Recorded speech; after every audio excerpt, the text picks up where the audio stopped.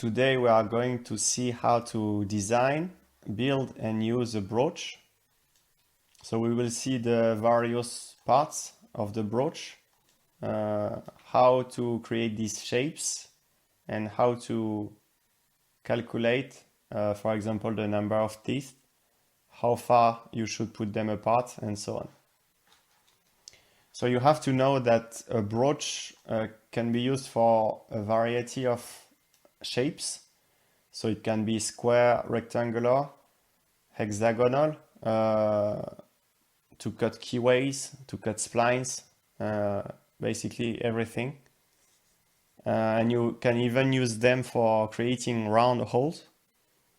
So the goal is simply to have a better surface finish and a more precise radius than with a standard drill bit or a reamer. So it is really a powerful tool. And I think it's interesting to know how to build one yourself, because first of all, it's quite pricey to buy it new. So it can range from 200 to 300 euros for a classic brooch, let's say, of 12 by 12 millimeters. And if you want a custom brooch like this one, it will be completely expensive and you don't even want to know the price of it. So I think it's good to know how to create one. And then it will also help you know exactly how to sharpen it if needed, and like create any shape you want, basically.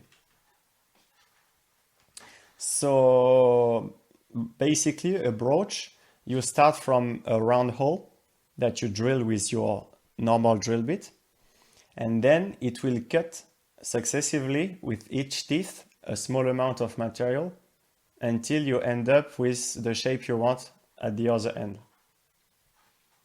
So that's the goal.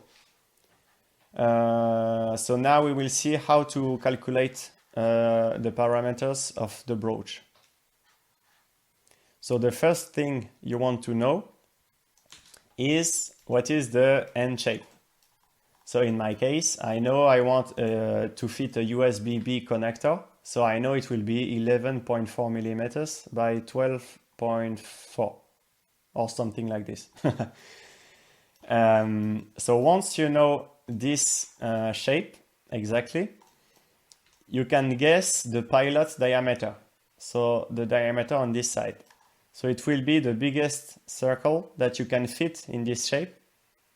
That will be the closest to the drill bit you have. So in my case, I can't put 11.4 millimeters, so I just take an 11 millimeters drill bit. So the diameter of this pilot is 11 millimeters. So the pilot is this cylindrical section, straight section. It is only used to guide the brooch in the workpiece before the first teeth is engaged into the material. So in my case, I put 20 millimeters of length because my workpiece will be 20 millimeters wide or in depth, I guess. Okay. So then, once you know that, you want to find the pitch of your brooch. So you have to know the pitch. It is the critical parameter, let's say, of the brooch. So you see, we will just look at this scheme. So you can see the pitch here is the distance between two teeth. You can see other parameters that we will determine. So the face angle or rake angle. So this one is quite important because it will dictate the surface finish of your cut, and it will also dictate the strength of your cutting edge. So a big angle here will make for a weak cutting edge that will wear faster and maybe break. And you can see behind the clearance angle So this one is just to make sure that your material is only touching at the cutting edge and not rubbing against your teeth on the full length of the teeth. Okay, so the pitch. We come back to the pitch. So you have two things to find the pitch. First of all, it must be small enough that you always have at least two teeth in contact inside your workpiece. So if it happens that you only have one teeth inside your workpiece, because it's very thin, for example, you will have a problem because then your brooch will not be guided correctly. So it will be able to swivel all around and it will be a big mess.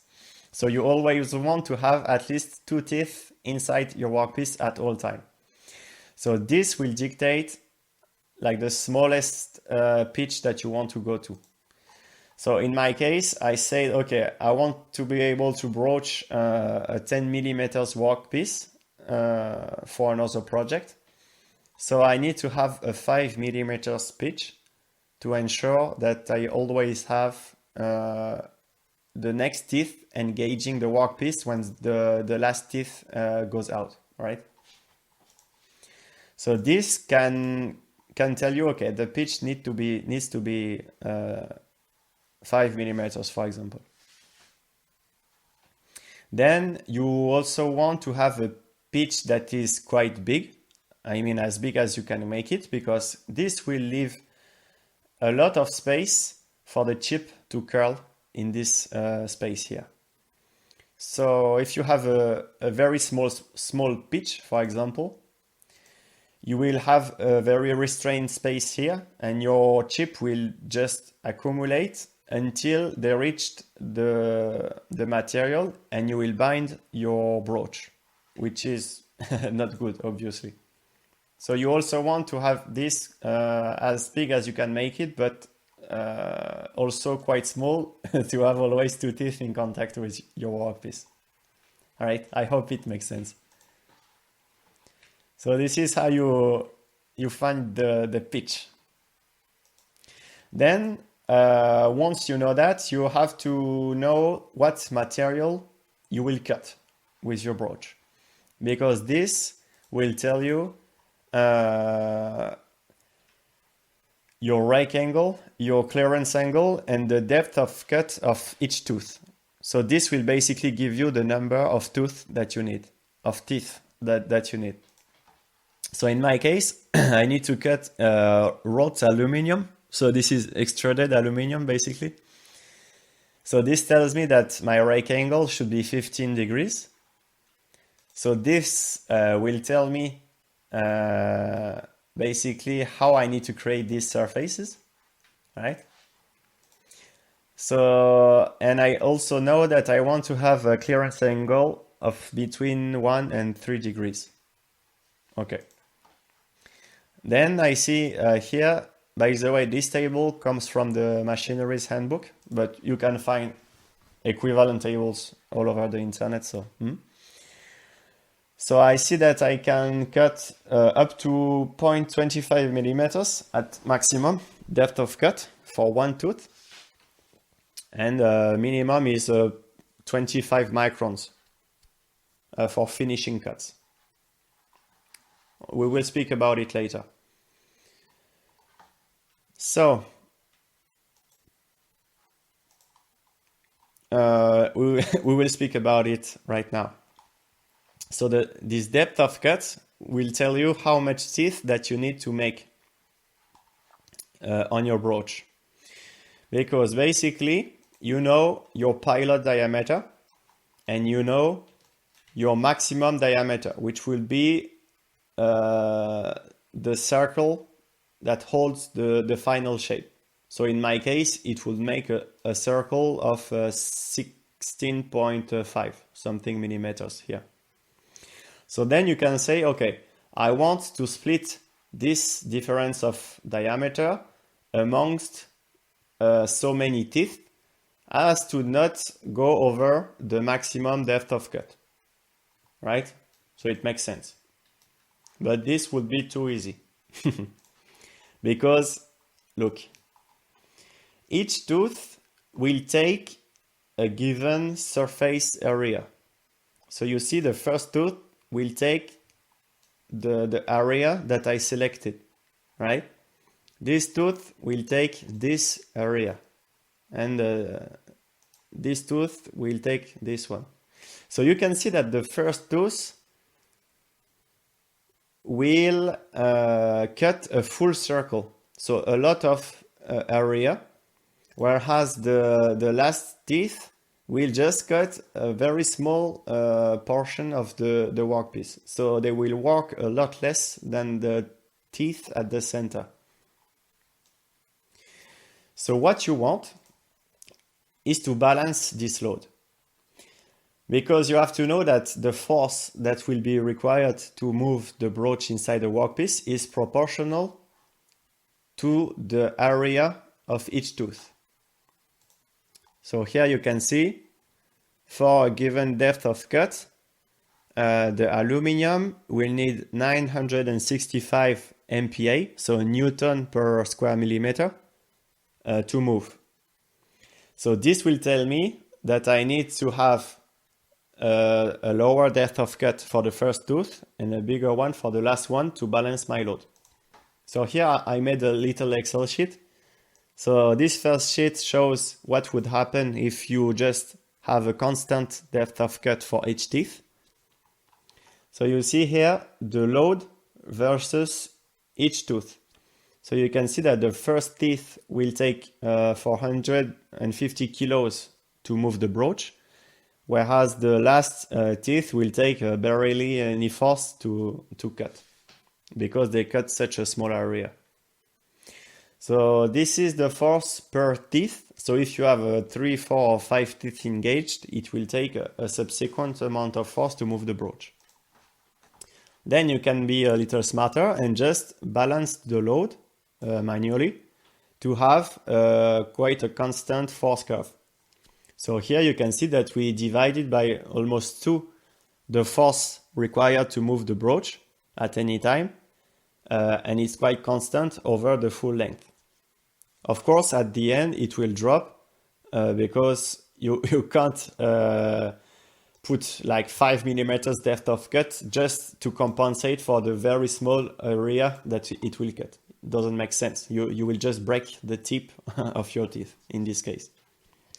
So you still have to be reasonable with your maximum depth of cut. So this repartition will give me 23 teeth that will cut roughing teeth, and we will have three teeth that will not cut anything basically. So these are considered finishing teeth. So the goal is that as the first finishing teeth wears out, I will still keep my shape correct, because this one will still be at the good shape, right? So these teeth are just to make sure that you keep the good shape at all times. Okay, so now you know basically how to design a brooch. So this applies to any shape of brooch that you want to design, right? The important thing in this geometry is that you have this surface that is very square to the axis of the brooch, so that when you push it through the material, it just keeps square to the cut.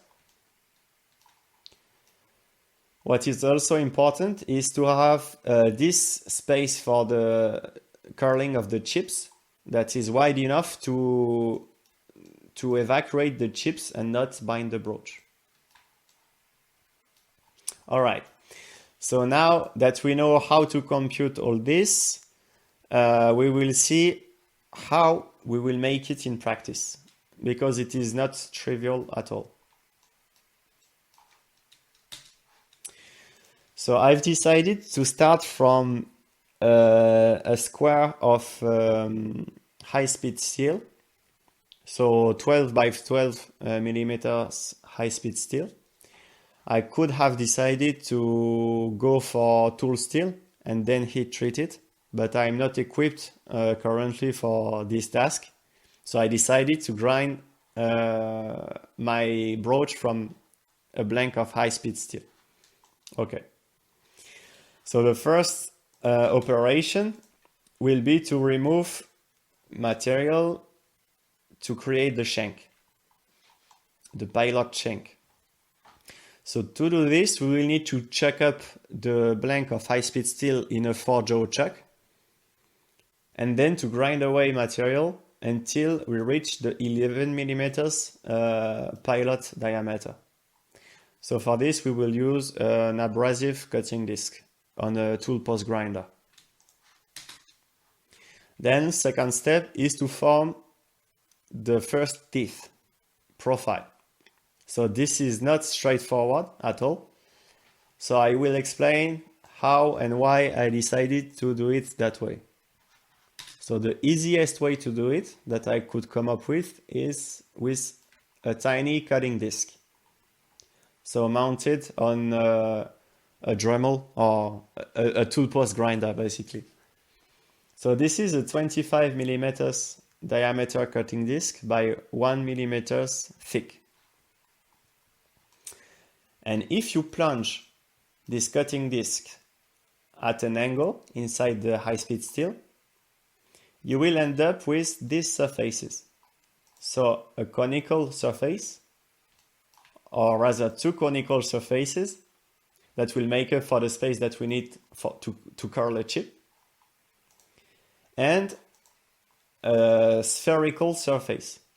So this is part of a sphere. So it's not straightforward because this disc is out of plane from the axis of rotation of the brooch. So this will create part of a sphere because the cutting action will not only take place in front of the axis, but on all this radius here. So this is what creates this sphere. So the good thing of this sphere is that it will create a rake angle. And this rake angle will not be the same at the center here as it will be at the corner here. It will be more, let's say, you will have more rake at the corner and at the center. So this is a very good thing because I will show you. Because the finish that you will get from your cut will depend on the rake angle and on the depth of cut. So what you want is a very small depth of cut and a very high rake angle. And you can see that the first teeth are basically useless for the surface finish. They don't cut the final surface. And these teeth will cut this small part. Then the next one, this small part, and so on and so on. So what you see is that at first we have indeed a small depth of cut. So at the center here we will have a good surface finish. But as we move towards the corner, we will have deeper and deeper depth of cut to have a constant load. So here we could expect that the surface finish will be very good at the center and quite poor at the corner. But remember that now our rake angle will be important in the corner. So this will compensate somewhat for the surface finish at the corner. So this is quite a good compromise, let's say, because the teeth profile will be quite easy to create with just one operation. And it will provide, let's say, constant surface finish throughout the whole shape. Okay, so this is the first step. Then you will need to repeat this same step 26 times, which is a little time consuming, to say the least. So to create all these teeth. Then you will need to create the teeth radius. So you remember we balanced the teeth load. So now we have access to the diameter of each teeth. So for example, 11.12 for the first one, 11.24 for the second, and so on and so on. So this we will just grind away material from the teeth until we reach the correct diameter at the cutting edge. And here you can see that we will not grind straight, we will grind with a compound angle, so a relief angle, to make sure that the material is only touching at the cutting edge and not rubbing against the flank of the teeth.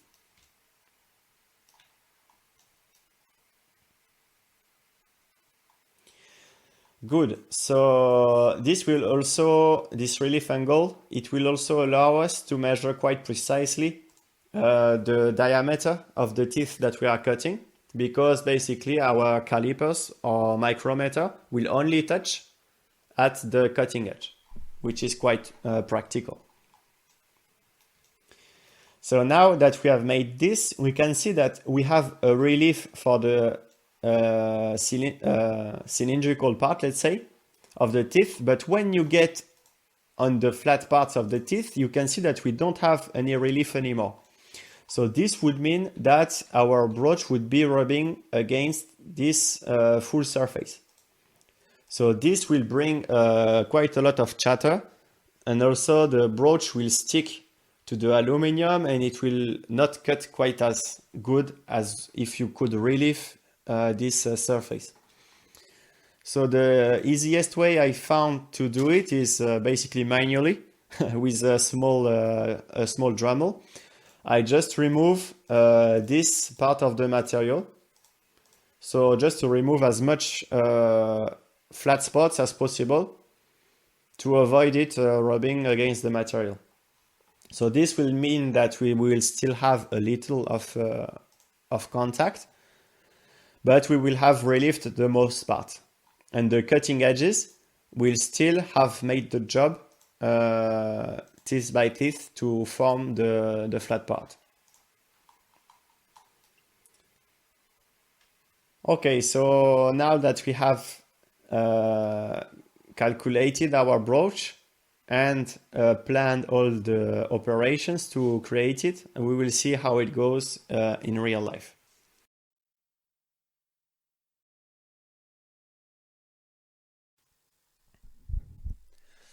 Okay, so first step, you can see that I checked up the high-speed steel blank on its side in the forge chuck. So the goal here is to cut it and to face it, basically, to get my rectangle, because the square blank is square, obviously, and I need to have this rectangle. So my lathe is a benchtop lathe, so it's quite small, and I cannot spin the blank on its side like this. It would hit the motor cover.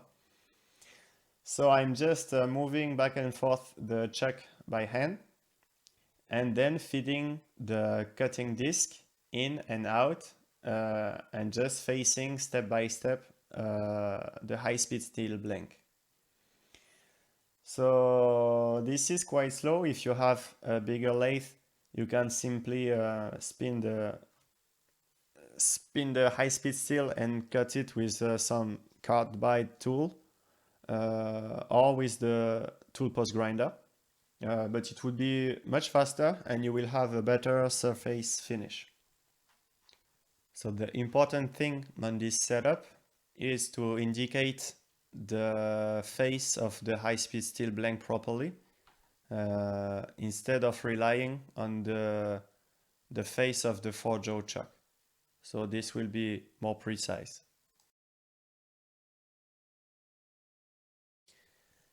Now you can see that I checked up the high-speed steel blank on its length. so to make all the other operations.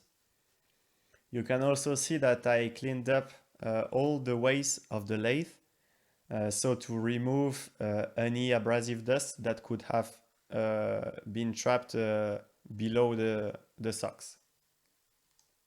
Now you can see that I indicate the high-speed steel blank in the four-jaw chuck. So to have the two faces centered, so the axis of the blank centered on the axis of the lathe. And I also make sure that the blank is straight in the chuck and that it's centered on the full length. So I have my tool post grinder set up almost parallel, and I do successive plunge cuts, so to have a radius quite close to the goal, and then I do some finishing passes until I reach my 11 millimeters. So the advantage of the tool post grinder is that you can be quite precise. So in my case, I reached my dimension at -1 micrometers. To have a good surface finish, you want your finishing path to be parallel to the axis of rotation, so that you remove any tool marks and that you get a good surface finish and the good dimension. Now I start cutting the teeth. So my tool post grinder is set up at a 45 degrees angle, as the drawing calls. And I'm feeding in with the compound that is also set at 45 degrees. So here the important thing is to have your die grinder perpendicular to your compound, so that when you feed in, you will have your cutting disc just plunging straight through the high-speed steel.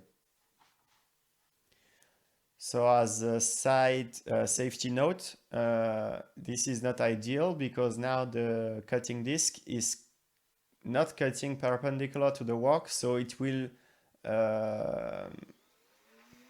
face some sideways cutting forces, which can mean it will break apart. So it didn't happen in my case, but you better be outside the line of fire just in case it happens.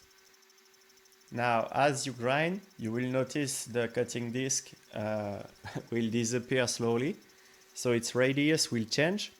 So you have to compensate for this change in the cutting tool as you progress in the cut. So you will have to go virtually deeper and deeper as your disc becomes smaller and smaller. And you can see that I covered up the ways of the lathe with some old socks. So it is extremely important that you do the same if you decide to grind high-speed steel, because the disc will spread abrasive particles, and the high-speed steel dust will also accumulate on the ways, and it can wear out your ways at an incredible speed. So you really want to catch this dust before they land on your ways and damage your lathe. My lathe is Proxon PD250E. I think I will make a review soon about this lathe, but so far it's quite impressive.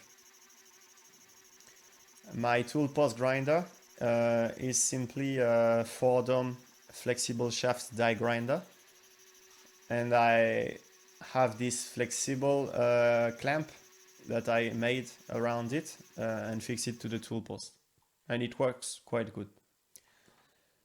When you do all these cuts, you really want to lock down as much axis as possible, because the vibrations and the cutting forces of the tool post grinder can be quite unpredictable.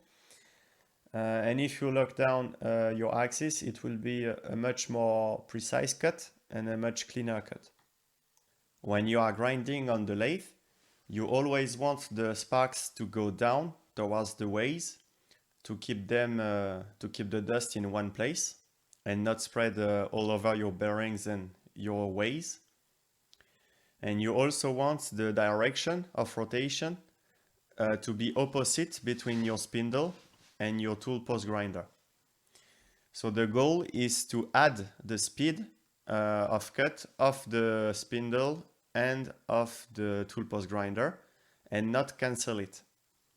So in this case, we want the spindle to go in reverse, to go towards the cut, and we want the tool post grinder to go the opposite way, which will also have the side effect to tighten the screw on the cutting disc. Now I cleaned again the lathe for the next setup. So I put back the die grinder almost parallel to the axis of rotation. And now I will do some facing cuts to remove the material on the flank of the tooth. So to form the radius of the tooth. So to do this, I set up the compound at 2 degrees and I will feed in and out with the compound while the other axes are locked. For each tooth, you want to measure its diameter to match the balance diameter that you made in the Excel. So you can measure that with a pair of calipers or micrometers. And with the tool post grinder, you can fall very close to your nominal diameter. So on another safety note, you should know that breathing the grinding dust and the high-speed steel dust is not very healthy. So you also want to wear some kind of breathing protection. So in my case, I only had like COVID masks, which is not suited to filter this kind of particles. But when I blew my nose in the evening, I could notice the difference in color when I wear or not this mask. So it was still useful. Now the final step is to put the relief on the flat sides. So I'm just doing that manually with the die grinder. You don't have to remove a lot of material in this case. Just a touch up with an abrasive disc is enough. Then I do a small touch up on an abrasive stone to remove the burrs. It improves the cut and the surface finish of the brooch. So as any cutting tool, you want to hone it on an abrasive stone before you use it. Then I guess it's finally time to use the brooch. So you will need some kind of press. So in my case, I use a Shopmade press of 20 tons capacity. So it's more than enough to push the brooch through the workpiece. You want to use a lot of lubricant so that the friction is reduced to a minimum. So you really put a lot of lubricant and then you center up the brooch as good as you can under the ram so that it goes straight into your workpiece and not crooked. And then you push until the brooch comes out the other end.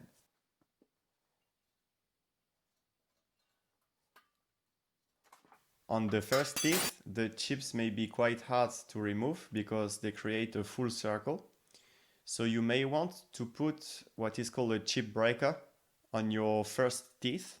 So it's basically a small nick with an abrasive disc on the first teeth, and you make sure that this chip breaker doesn't land on the same spot on every teeth. So you still have a full cut. And this will allow to make C-shaped chips, which are much easier to remove, and it doesn't change at all the surface finish.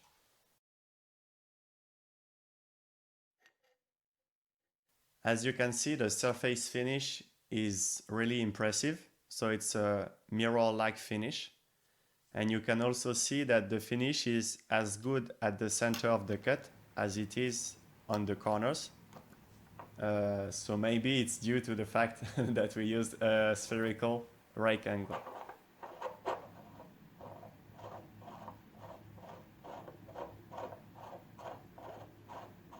Okay, so I think we can still improve quite a lot this setup. I think that if you have a tool to make a hole at the end of your blank, you can have tailstock support and have a more rigid setup to have cleaner grinding. But overall, the result is already really good. I'm very satisfied with it. So thanks for watching. I hope you learned quite a few things, and I hope my explanations were clear enough.